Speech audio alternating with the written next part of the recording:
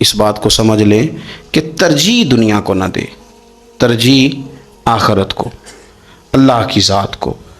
ہماری آخرت کس طرح ٹھیک ہو سکتی ہے، آخرت میں کامیاب کس طرح ہو سکتے ہیں، آخرت میں اللہ تعالیٰ کی رضا کیسے پا سکتے ہیں، اس کو ترجیح دینی چاہیے۔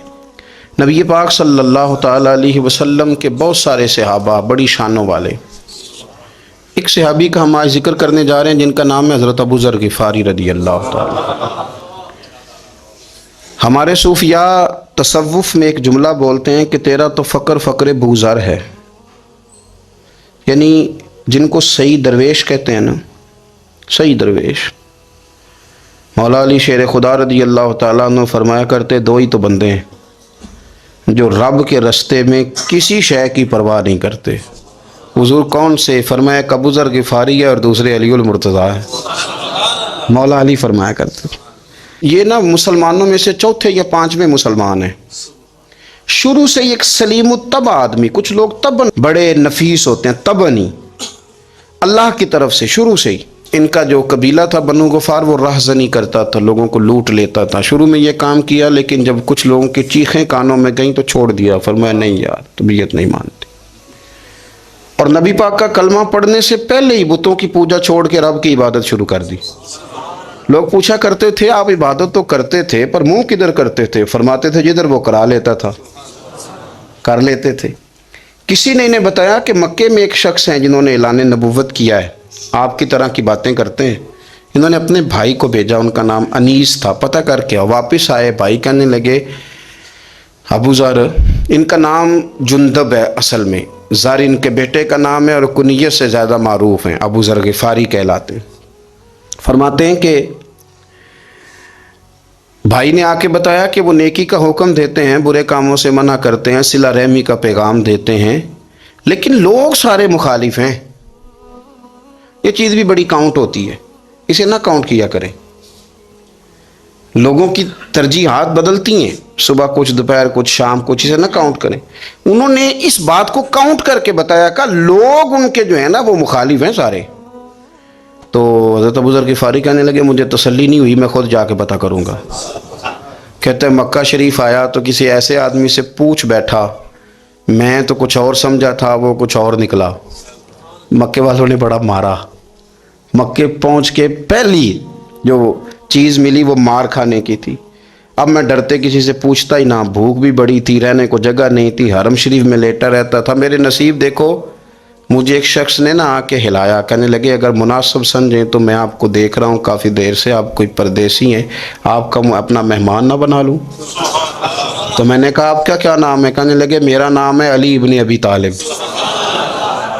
کہتے ہیں مولا کائنات گھر لے گئے، کھانا بھی کھلایا، جگہ بھی دی، سونے کو خدمت بھی کی، لیکن چونکہ میں تو پہلے ایک سے پوچھ کے مار کھا بیٹھا تھا، میں نے پوچھا نہیں میں کدھر آیا ہوں۔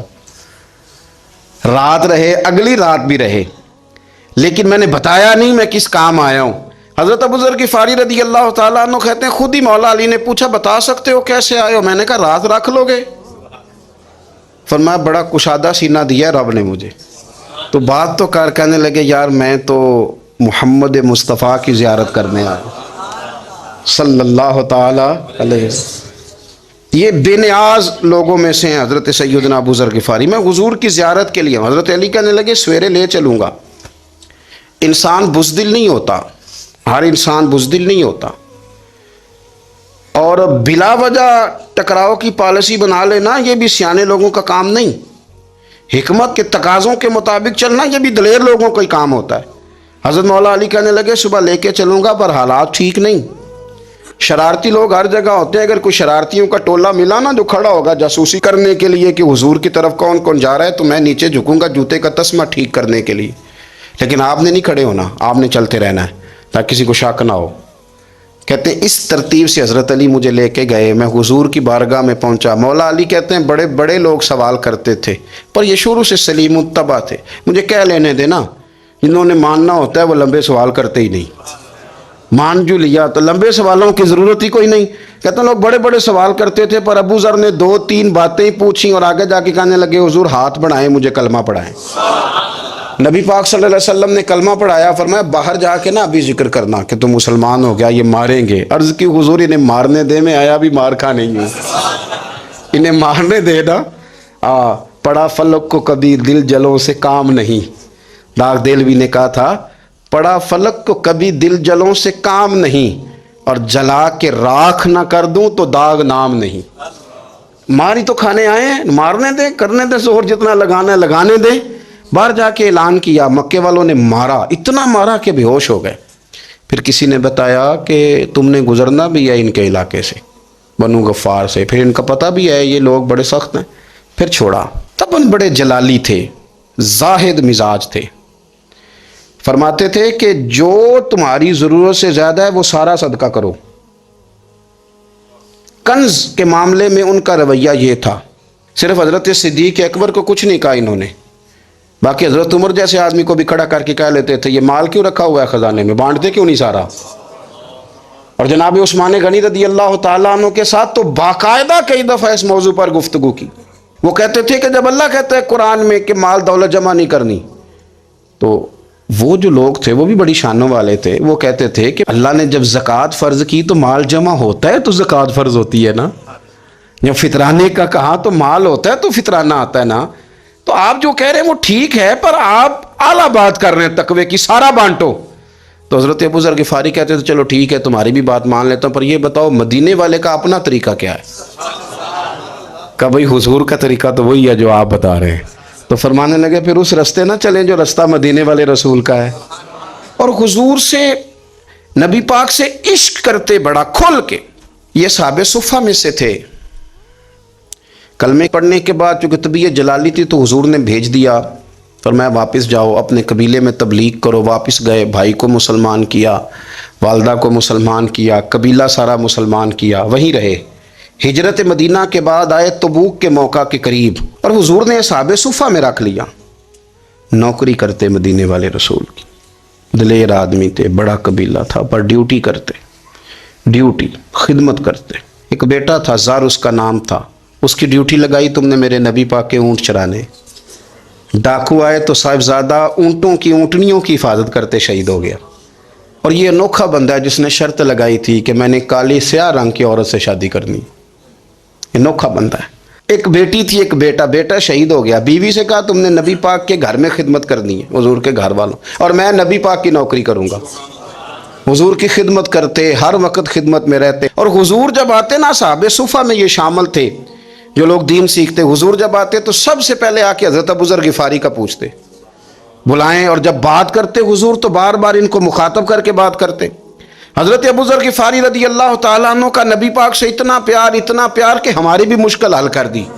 ابو داؤد شریف میں موجود ہے، ایک دن کہنے لگے یا رسول اللہ صلی اللہ علیہ وسلم، اگر کوئی بندہ کسی سے پیار بڑا ہی کرے پر اس جیسے عمل نہ کر سکے، کوشش کرے کرنا. لوگ ہمیں کہتے ہیں نا جی پیار بڑا، عمل بھی تو کرو نا. بھی کرنا چاہیے، پر انسان ہے نا، غلطی بھی تو ہو ہی جاتی ہے. اب ہم عمل نہیں کر سکتے تو تم ہمیں پیار بھی نہیں کرنے دو گے؟ مہربانی کرو، پیار تو کرنے دو نا. حضرت ابو ذر غفاری نے کہا، ابو داؤد شریف میں موجود ہے، یا رسول اللہ صلی اللہ تعالیٰ علیہ وآلہ وسلم، حضور پیار بڑا کرے پر ان جیسے عمل نہ کرے تو حکم کیا ہے؟ تو حضور نے فرمایا پیار سچا کرے، اللہ قیامت کے دن جس سے محبت کرے گا نا اس کے ساتھ ہی دونوں کو اکٹھا فرما دے گا. تو حضرت ابو ذر نے فوراً کہا، حضور پھر مجھے آپ سے بھی بڑا پیار ہے، رب سے بھی بڑا پیار ہے. فرمایا فکر نہ کرنا، جنت میں اکٹھے ہی جائیں گے. اتنی محبت رسول پاک کی ذات کے ساتھ. حضور کی نوکری کرنا. ایک دن خدمت کرتے کرتے سو گئے. حضور مسجد میں آئے پتہ کرنے کہ ابو ذر آرام کر رہا ہے. یہ بھی مزہ ہوتا ہے، خیال رکھنا اپنے درویشوں کا، کیا کھایا کیا پیا، کہاں سوئے. حضور رات کو آئے، یہ سوئے ہوئے تھے. فرماتے ہیں حضور نے میرا انگوٹھا ہلایا، میں اٹھ کے بیٹھ گیا، حضور بھی میرے پاس بیٹھ گئے. اور میں ابو ذر بڑا پیار کرتے ہو؟ سونے آپ کو پتہ ہی ہے. کہا یار تو بڑی نوکری کرتا ہے، ایک دن وہ بھی آئے گا جس دن تجھے میری مسجد اور میرے شہر سے جانا پڑے گا، پھر کیا کرو گے؟ تو عرض کی حضور کسی کی طاقت ہے مجھے آپ کے شہر سے نکالے؟ میں تلوار نکال لوں گا. نبی پاک نے فرمایا تلوار نہ نکالنا، جہاں تمہیں بھیجا جائے چپ کر کے چلے جانا. حضور کب تک؟ فرمایا جب تک اللہ تیری اور میری ملاقات نہیں کرا دیتا، یعنی وصال تک. یہ واحد شخص ہیں کہ حضور کے وصال ظاہری کا وقت آ گیا تو فرمایا کوئی میرے ابو ذر کو بلاؤ. جب یہ آئے تو حضور لیٹے ہوئے تھے، یہ جھکے نبی پاک کی طرف، حضور میں حاضر ہوں، تو حضور نے پکڑ کے سینے کے ساتھ لگا لیا۔ میرے رسول پاک صلی اللہ علیہ وسلم کی خدمت میں ایک دفعہ عرض کرنے لگے، حضور مجھے صوبے کا گورنر بنا دیں۔ تو نبی پاک نے فرمایا ابو ذر میں عہدے پسند نہیں کرتا، تو تمہیں بھی میں کہتا ہوں عہدہ نہ لینا، تمہیں بھی کہتا ہوں عہدہ نہ لینا۔ فرمایا ابو ذر میں جو چیز اپنے لیے پسند کروں گا تمہیں بھی اسی کا مشورہ دوں گا، تم بندے اچھے ہو پر یہ کام تمہارے بس کا نہیں ہے۔ بڑے زاہد آدمی میرے رسول کریم صلی اللہ تعالی علیہ وآلہ وسلم نے ان کے بارے میں فرمایا جس طرح نبیوں میں حضرت عیسیٰ علیہ السلام ہوئے، حضرت عیسیٰ دیکھیں نا، انبیاء میں اللہ تعالیٰ نے ہر قسم کی عظمت نبیوں کو دی۔ جناب سلیمان علیہ السلام کا تو تخت بھی ہوا میں اڑتا تھا، جن تک تابع دار تھے، اور نبیوں میں حضرت عیسیٰ بھی ہیں جن کے پاس گھر بھی کوئی نہیں، شادی بھی کوئی نہیں کی، اینٹ سرانے رکھ کے تکیہ بناتے، ایک ان کے پاس کنگھی تھی اور ایک پیالہ تھا۔ دیکھیں جو بندہ نیک ہو نا، وہ بھی نیک ہیں، اللہ کے نبی ہیں، آپ اپنا تقوی مسلط نہیں کریں گے، جو وہ کر رہے ہیں وہ بھی مخلص ہو کے کر رہے ہیں۔ حکومتیں جو چلانی ہیں تو وہ کس نے چلانی ہے؟ اگر نیک بندے نہیں آئیں گے تو غلط لوگ آئیں گے، قوموں پہ ظلم کریں، وہ بھی اپنی جگہ ٹھیک ہیں، لیکن یہ جو کر رہے ہیں یہ بات بھی اپنی جگہ بالکل ٹھیک ہے۔ ہم پتہ کیا کرتے ہیں، ہم چیزوں کو مسلط کرتے ہیں، ایک دوسرے پر مسلط نہیں کریں چیزوں کو۔ آپ جو کر سکتے ہیں، جو رستہ آپ کو صحیح لگتا ہے اختیار کر لیں، یہی تو ہمارے دین کا حسن ہے کہ سارے رستے واضح کر کے ہمیں دکھاتا ہے۔ حضرت عیسیٰ علیہ السلام نے ایک دن دیکھا کہ ایک بندہ نا انگلیوں کے ساتھ اپنے بال سیدھے کر رہا ہے، تو آپ نے فرمایا یار کنگھی کے بغیر بھی کام چل سکتا ہے، کنگھی بھی خیرات کر دی۔ دیکھا ایک بندہ ہاتھ کا تکیہ بنا کے لیٹا ہے، تو فرمایا اینٹ بھی دے دو، کسی کے کام آ جائے گی۔ ایک دن دیکھا کہ ایک بندہ نا یوں چلو میں پانی پی رہا ہے، فرمایا پیالہ بھی رہنے دو، اس کے بغیر بھی کام چل ہی جاتا ہے۔ جناب عیسیٰ کا یہ زہد تھا۔ میرے نبی پاک علیہ السلام نے فرمایا جس نے جناب عیسیٰ کا زہد دیکھنا ہو وہ میرے ابو ذر غفاری کو دیکھے، ان کو دیکھے، یہ دنیا میں جناب عیسیٰ کے زہد کے مطابق چلتے پھرتے ہیں۔ ساری زندگی دولت کو، مال کو پسند نہیں کیا۔ جہاں رہتے تھے ایک گورنر صاحب نے 300 دینار تحفے میں بھیجے، تو ایک ہوتا ہے نا بندہ کہتا نہیں نہیں ضرورت نہیں، اور حضور سید عالم صلی اللہ علیہ وسلم نے حضرت عمر سے فرمایا تھا جو خود بخود آ جائے وہ قبول کر لو اللہ کی طرف سے، لیکن ان کا رنگ فقیری والا تھا اور تھوڑا انوکھا تھا۔ 300 دینار آئے تو فرمانے لگے اسے جا کے کہو تمہیں کوئی اور بندہ نہیں ملا دھوکہ دینے کے لیے، میرے گھر ہی مال بھیج دیا ہے۔ فرمانے لگے میرے پاس گدھا ہے سواری کرنے کے لیے، میرے پاس بکریاں ہیں دودھ پینے کے لیے، میرے پاس ایک چادر اضافی ہے سامان میں سے، میں تو ڈرتا ہوں کہ رب کہیں اس چادر کے بارے میں سوال نہ پوچھ لے، اور تم ہو کہ میرے پاس یہ لے کے آئے ہو۔ حضرت عثمان غنی کے پاس جا کے کہا کرتے کتنا لوگوں کے پاس پیسہ آ گیا ہے، ہر بندے کے گھر میں مال ہے، یہ کیا ہو رہا ہے، لوگوں سے کہیں خرچ کریں غریبوں پہ۔ عثمان غنی فرمانے لگے تمہیں تو خوش ہونا چاہیے کہ میرے دور میں لوگ خوشحال ہو گئے ہیں۔ آپ فرمانے لگے نہیں، وہ والا رنگ زیادہ بہتر ہے جو مدینے والے نے اختیار فرمایا ہے، کیونکہ کچا رنگ للاری والا چڑھدا تے لیندا رہندا عشق تیرے دا رنگ محمد، جدوں چڑھ جائے پھر نہیں لیندا۔ آپ کی طبیعت کے اندر دولت سے بیزاری، حضرت ابو درداء، حضرت ابو موسیٰ اشعری، حضرت ابو ہریرہ رضی اللہ تعالیٰ عنہ، یہ سمجھ لیں ان کے کلاس فیلو تھے، ان کے ساتھ پڑھا تھا انہوں نے۔ حضرت ابو ذر غفاری ان پر بھی جلال کرتے۔ آپ یقین کریں کہ طبیعت نا ایسے کیف میں آ گئی ان کو پڑھ کے، ان کو پڑھا جب کچھ دنوں سے تو کچھ انوکھا، یہ انوکھی وجہ ہے، سارے زمانے سے نرالے ہیں، یہ بندے کون سی بستی کے یار اب رہنے والے ہیں، یہ کس طرح کے لوگ ہیں، کیا سوچ ہے۔ حضرت ابو درداء رضی اللہ تعالیٰ عنہ کے گھر کے قریب سے گزرے تو حضرت ابو درداء مکان بنا رہے تھے، کیا جملہ کہا، تڑپ گئی روح۔ فرمانے لگے ابو درداء تجھ سے مجھے یہ امید نہیں تھی یار۔ فرمایا کیا ہوا؟ فرمانے لگے اب تیرا مکان بنانے کے لیے بھی اللہ کے بندوں کی پشتوں پر اینٹیں رکھی جائیں گی، تیرا مکان بنانے کے لیے رب کے بندوں کی پشتوں پر اینٹیں تیرے لیے۔ حضرت ابو درداء نے گردن جھکا لی، فرمایا یار جہاں تو ہے نا تو بالکل ہی ٹھیک کہتا ہے۔ کیوں؟ میرے نبی پاک صلی اللہ علیہ وسلم نے فرمایا اس زمین کے اوپر اور آسمان کے نیچے ابو ذر غفاری سے سچا بندہ کوئی نہیں، ان سے زیادہ سچا کوئی نہیں۔ فرمایا تو ٹھیک کہتا ہے یار، صحیح کہتا ہے۔ حضرت ابو موسیٰ اشعری رضی اللہ تعالیٰ عنہ کو گورنر بنا دیا گیا عراق کا۔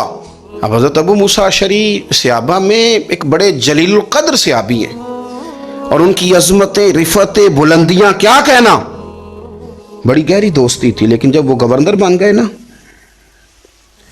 تو آپ نے فرمایا بس بھئی اب تو نے عہدہ لے لیا ہے، یہ بندے کو ٹھیک نہیں رہنے دیتی چیزیں،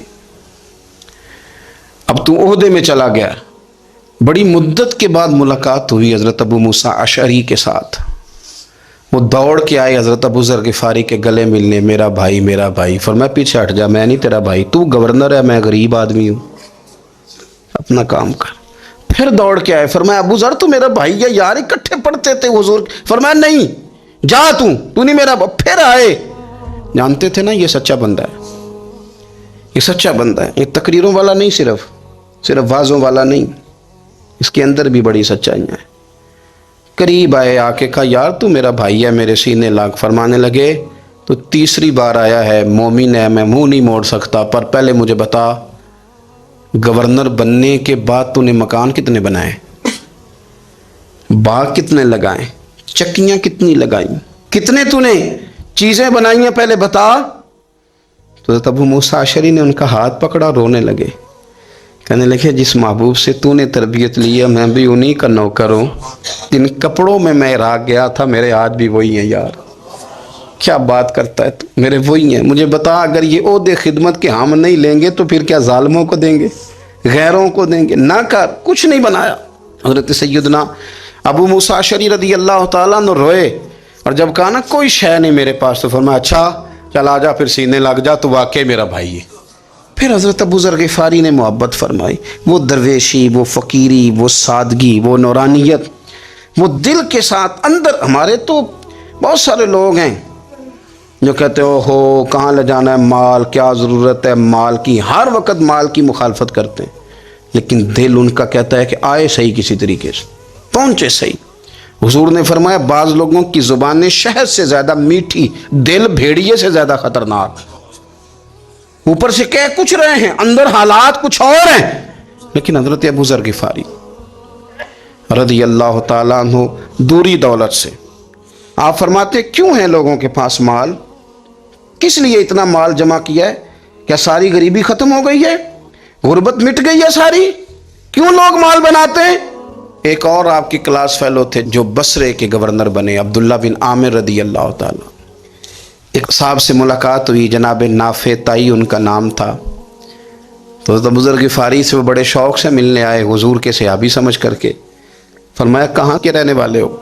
کہا میں تو بصرے کا رہنے والا ہوں۔ فرمایا وہاں میرے ایک کلاس فیلو ہیں عبداللہ بن عامر، کہا وہ تو آج کل گورنر ہیں۔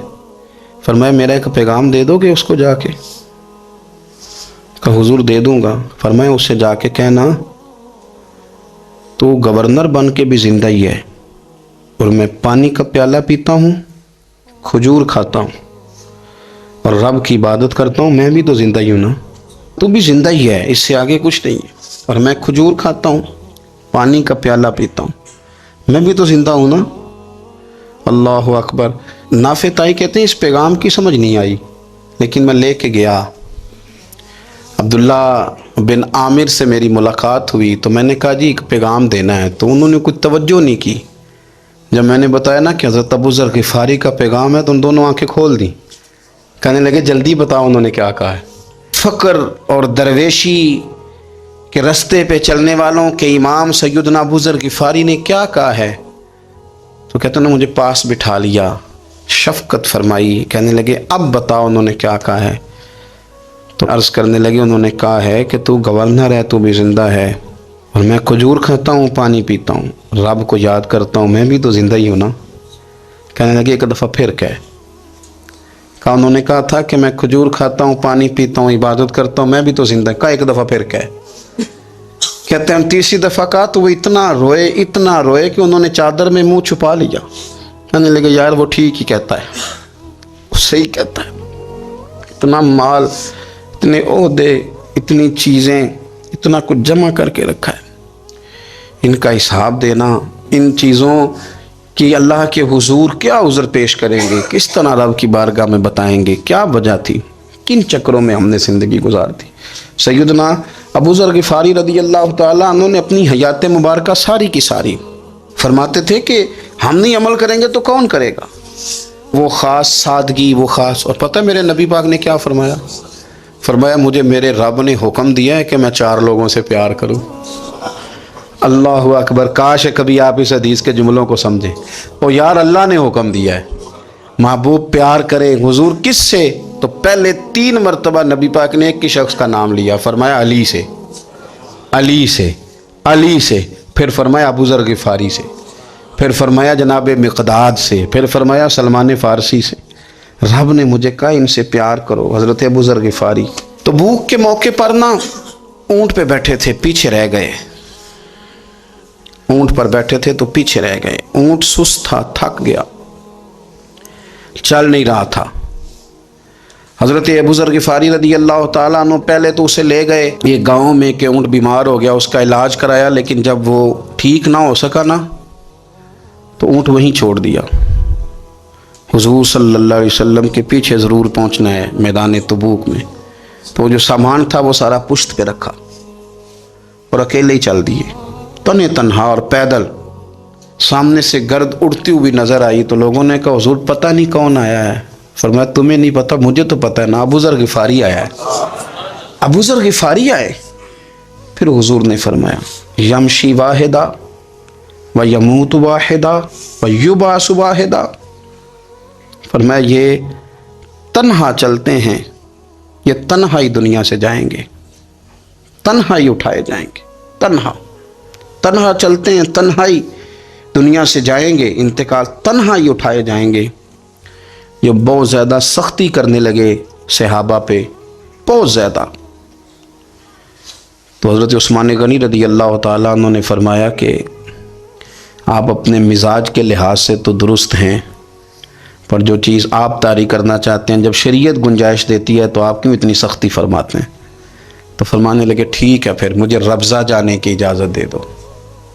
ربضہ ایک بستی تھی، جنگل تھا، وہاں کوئی آتا جاتا نہیں تھا، اسی کسے دے کچھ نہیں جلا گئے تو نہ کچھ ہڈا دردی۔ حضور نے کہا تھا نا یمشی واحدہ، اکیلا چلے گا، ربضہ چلے گیا۔ حضرت سیدنا عثمان غنی نے کہا یہ کچھ بکریاں لے جاؤ، دودھ پی لیا کرنا۔ فرمایا عثمان مجھے مال کی تو ضرورت پہلے دن سے ہی کوئی نہیں، مجھے تو رب رسول کی ضرورت ہے، ان کی کرم نوازیاں میرے ساتھ رہتی ہیں۔ تشریف لے گئے، وہاں تنہا کھجور کے خشک ٹکڑے کھاتے، عبادت کرتے، اللہ کو یاد کرتے۔ بڑے بڑے لوگوں نے آ کے کہا کہ ابو ذر آپ کی بڑی شان ہے، ہمارے ساتھ چلیں۔ فرمایا چھوڑو، کہاں منشور ہم اور کہاں ہنگامے محبت کے، ایک حجرے میں رہتے ہیں، خدا کو یاد کرتے ہیں، ضرورت کوئی نہیں، جہاں ہوں نا وہاں میں ٹھیک ہوں، حاجت نہیں۔ وصال کا وقت آ گیا، دنیا سے جانے کا ٹائم آ گیا، اکیلے ہیں، بیوی ہے اور بیٹی ہے، جنگل کا علاقہ ہے، حج ہو گیا، رستے بند ہو گئے، بیمار ہو گئے۔ اپنی اہلیہ کو بلا کے کہنے لگے اب میں بچوں گا نہیں، اب جانے کا وقت آ گیا ہے۔ میں نے فقیری جو حضور کی دیکھی تھی اس میں نے وقت گزارا ہے، اور دیکھ میں جا بھی فقیری میرا ہوں، لے سجدہ سا توڑ دی پائی، جان بھی دیتی تیرا تیرے، اب جانے کا وقت ہے۔ تو اس طرح کرنا، اگر تیرے پاس کوئی کپڑا ہوا تو مجھے کفن دے دینا، نہ ہوا تو اللہ کے سپرد کر دینا۔ کہا ہم 2 عورتیں ہیں، جنازہ، غسل، کفن۔ فرمایا رب جماعت بھیجے گا میرے لیے، لوگ آئیں گے، میرے نبی پاک نے مجھ سے وعدہ کیا تھا، آئیں گے نا لوگ۔ تو اہلیہ کہنے لگی ابو ذر آپ کو کیسے پتہ ہے کہ آپ اس صحرا میں انتقال کر جائیں گے، اللہ شفا دینے والا ہے۔ فرمانے لگے ہم 3-4 لوگ بیٹھے تھے تو حضور نے فرمایا تھا تم میں سے ایک شخص صحرا میں اکیلا انتقال کر جائے گا، تو وہ میرے جتنے باقی ساتھی تھے وہ سارے انتقال کر گئے، اب میں اکیلا ہی بچا ہوں، مجھے پتہ ہے وہ میں ہی ہوں، تو تم دیکھنا تمہیں کوئی نہ کوئی مل جائے گا غسل کفن کے لیے۔ آپ کی اہلیہ کہتی ہیں کہ میں اٹھی، کبھی دوڑ کے میں باہر جاتی، سڑک پہ جا کے دیکھتی کوئی گزر رہا ہے، پھر میں آ کے کہتی حج ختم ہو گیا ہے، رستے بند ہو گئے ہیں، کون آئے گا جنگل میں، پھر میں آ کے ان کی تیمارداری کرتی، پھر اٹھ کے جاتی، پھر میں آ کے تیمارداری کرتی. اچانک میری نظر پڑی تو ایک چھوٹا سا قافلہ آ رہا تھا. اس قافلے میں چند لوگ تھے اور سب سے بڑھ کر صحابی رسول حضرت عبداللہ ابن مسعود بھی تھے. میں نے ان کو اشارہ کیا تو وہ دوڑے آئے, کہنے لگے بہن کیا ہے؟ میں نے کہا یہاں ایک شخص ہے, تمہاری تھوڑی سی ضرورت ہے اس کو. حضرت عبداللہ ابن مسعود کہنے لگے کون ہے بی بی؟ کہتے ہیں میں نے کہا کہ وہ ابو ذر غفاری ہیں. کہتے تڑپ کے روئے عبداللہ ابن مسعود, تڑپ کے کہنے لگے ابو ذر میرے نبی پاک کا پیارا, میرے ماں بھی اس پہ قربان, میرا باپ بھی قربان, کدھر ہے جلدی بتاؤ. کہتی میں لے آئی. 4-5 لوگ تھے وہ. تو سیدنا ابو ذر غفاری کہنے لگے عبداللہ میرا وصال ہو جائے گا لیکن یاد رکھنا میری بیوی کے پاس کفن کے لیے کپڑا موجود نہیں. وہ لہو سجنا سا توڑ ہی نہیں پائی, جان بھی دیتی تے رات تیرے, کفن کے لیے کپڑا نہیں ہے, لیکن تم میں سے نا وہ بندہ کوئی کپڑا نہ دے جو کبھی کسی سرکاری عہدے پہ رہا ہو. وہ بندہ میرے کفن کے لیے کپڑا نہ دے کسی سرکاری عہدے پہ رہا. ایک انصاری جوان کہنے لگا ابو ذر میں کبھی کسی عہدے پہ نہیں رہا, اگر آپ میری چادر قبول کر لیں کفن کے لیے تو میں ٹھیک ہے. میں نے نا حضور کے طریقے پر زندگی گزاری ہے, چپ کر کے میرا جنازہ پڑھ دینا اور مجھے کہیں اور نہ لے کے جانا. اسی کسی دے کچھ نہیں جو لگتے تو نہ کوئی ساڈا دردی یہیں کسی صحرا میں جنگل میں یہیں کوئی قبر کھود کے مجھے دفن کر دینا, مجھے جانے نہیں ہے کسی جگہ. حضرت عبداللہ ابن مسعود رضی اللہ تعالیٰ عنہ نے جنازہ پڑھایا اور اس درویش کو جو 5ویں یا 4تھے مسلمان ہیں ان کو وہاں دفن کیا. جب خبر پہنچی نا مدینے تو سب سے زیادہ آنسو مولا علی نے بہائے, سب سے زیادہ حضرت علی نے. لوگوں نے کہا اتنا کیوں روتے ہو؟ فرمایا 2 ہی تو بندے تھے جو اللہ کے راستے میں کسی کی پرواہ نہیں کرتے تھے, اب ایک ہی رہ گیا ہے. کہ حضور کیا مطلب؟ فرمایا 2 ہی تھے, ایک ابو ذر اور ایک علی. اب اکیلا علی تو رہ گیا, وہ چھوڑ کے چلے گئے. حضرت سیدنا ابو ذر غفاری رضی اللہ تعالیٰ عنہ اس عظیم شخص کا نام ہے. سردار قبیلے سے تعلق تھا, بڑے بہادر تھے, پر حضور کو فقیری میں دیکھا تو پھر زندگی اسی فقیری میں گزارتی, اسی فقیری میں, اسی طریقے میں وفا کر کے نا اسی رنگ میں گزار دی, انہی نقشوں پہ رہے. اگرچہ جائز تھا, بڑے بڑے لوگ تھے, بڑے بڑے لوگ تھے. حضرت عبد الرحمن ابن عوف بڑا مال تھا, حضور نے ان کو جنتی کہا, ان کے پیچھے نماز پڑھی, سب ٹھیک تھا. پر فرماتے تھے یار میں انکار نہیں کرتا, پر میرے نبی نے فقیری کی, حضور نے ایک وقت کھایا ایک وقت بھوک کاٹی, تم کس طرح بھر بھر کے پیٹ کھاتے ہو, تم کس طرح اتنی آسانیاں دیکھتے ہو. حضرت ابو ذر غفاری فرماتے تھے مجھے میرے نبی پاک نے 6 باتوں کی وصیت کی تھی. اپنے بچوں کو بتاتے تھے, دوستوں کو 6 باتوں کی حضور نے وصیت کی تھی. سب سے پہلے حضور نے فرمایا تھا ابو ذر مسکینوں سے محبت کرتے رہنا. دوسرا نبی پاک صلی اللہ علیہ وسلم نے فرمایا تھا جب بھی دیکھنا نیچے والوں کو دیکھنا, اوپر والوں کو نہ دیکھنا. مالداروں جاگیرداروں پہ توجہ نہ کرنا, ذہن خراب ہوگا. نیچے دیکھنا, غریبوں کی طرف توجہ رکھنا. تیسرے نمبر پر نبی پاک صلی اللہ علیہ وسلم نے فرمایا تھا ہر حال میں حق بات کہنا اگرچہ وہ کڑوی ہو. چوتھے نمبر پہ میرے محبوب نے فرمایا تھا اللہ کے معاملے میں کسی کی پرواہ نہ کرنا, کوئی کیا کہتا ہے کہتا رہے, تم رب کے راستے پہ چلتے رہنا, ملامت کی پرواہ نہ کرنا. اور 5ویں نمبر پر میرے نبی پاک نے مجھ سے کہا تھا اگر رشتہ دار تجھ سے تعلق توڑیں بھی نہ تو تو جوڑ کے رکھنا, صلہ رحمی نہ چھوڑنا.